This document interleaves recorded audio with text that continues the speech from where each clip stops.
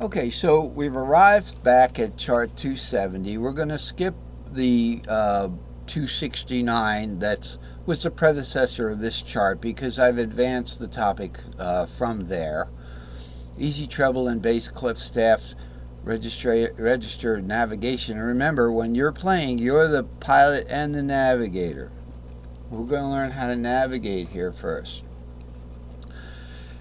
Now, I did explain before in the earlier sections that in this particular doctored up diagram, um, we have a same notes zone. There's an overlap zone.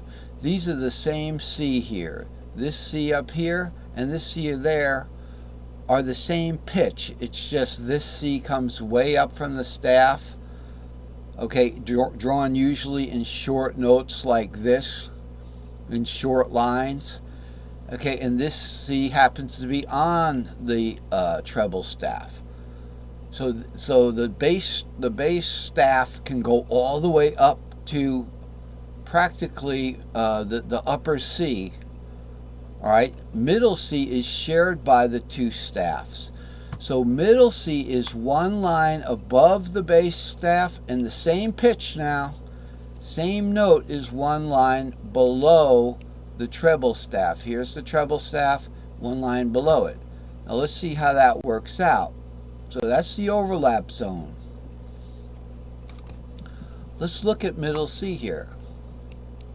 Here's middle C. Okay, so on my piano it's this. There's middle C. It's got a line through it. It's not on the bass or the treble staff. It's one line in the middle. Okay? That's what middle C is. So middle C isn't really on anything. So let's look down here. Top and bottom clef overlap zone. Middle C. Then we go plus an octave to C. This is the span of this chart here is middle C right here, plus 1 octave to upper C, minus 1 octave to lower C. These are the staffs. These are the clefs right here. Let me see some. So looky here. This is the top staff. This is the bottom staff. And the top staff has a design that goes swirly around a G note. This is red G note. Okay? And we have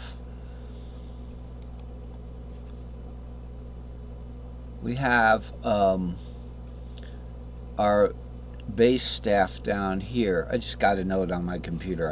It kind of distracted me. We have our bass staff down here. Now we have here, this is the G, circling around the G note, and then the little tail goes down here to middle C. So here's middle C. It's not in a register, it's in between. But when we see these on written music, okay, there's any amount of space in between the two. But this is drawn to scale. So here we have the treble clef here. These lines, 1, 2, 3, 4, 5. Then we have the middle C line as a line itself. And then we have the bass clef 1, 2, 3, 4, 5. And notice that, here. Okay, so sorry about the little distraction there. They were deleting something from my OneDrive, probably because I went over the limit, and they got after me. That should be my job. I should keep up with that. So it pays to have a lot of backups, so that there's no, any one backup that goes down, chances are that's the only one that's gonna have a problem. All right. So in this particular drawing here, what do we got here? The easy rule is every other note on the keyboard key of C ivories. Every other note these are the ivories, right? I don't want to go like this because all you hear is a lot of banging. Every other note on the keyboard key of C ivories is represented by a note that has a line through it.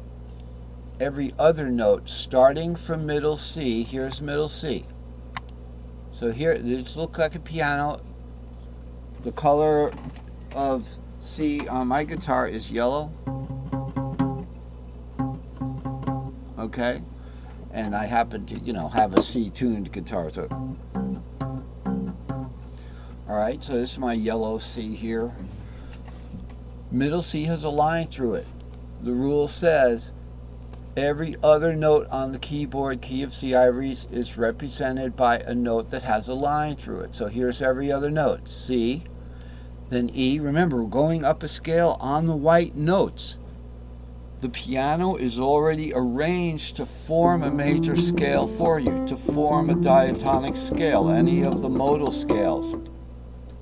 So now every note that has a line through it is going to be every other note. So it's C, E, G, and B, the seventh. Okay, now the same thing works for the notes that are in between the lines. Okay, so you have a ball and you have the two notes in between the lines. So we got here is every other note. C, E, G. Okay, now the thing about the staff is it's definitely, all right, so here's the transition zone. The staff is like a one-to-one mapping of notes. On the staff, whether it's extended from the lower staff or extended down from the upper staff or way above the upper staff or way below the lower staff, it's a one-to-one mapping of notes. It's the exact notes. It's not like my things on the guitar where I can play this. I can play it anywhere.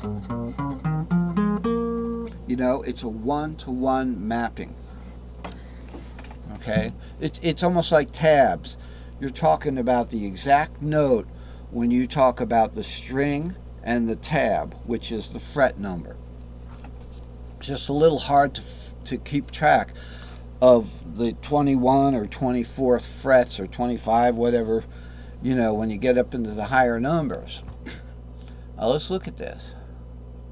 So there's a one-to-one mapping of these notes. Now, this middle C has a line through it. This middle C, the lower C doesn't. It's in between two lines.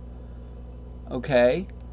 And the upper C is in between two lines. How do I keep track of whether it's a line, the notes have got a line through it or not? And I have something I have figured that out. So let's look at the big picture. Here's a bunch of keys. Here's probably from G down here maybe, to G here, to G here. All right, where's middle C? There's middle C. Okay, there's middle C. Let's go over to C's now. Okay, and then we're up here, and then we're D, E, F. So we're all the way from here.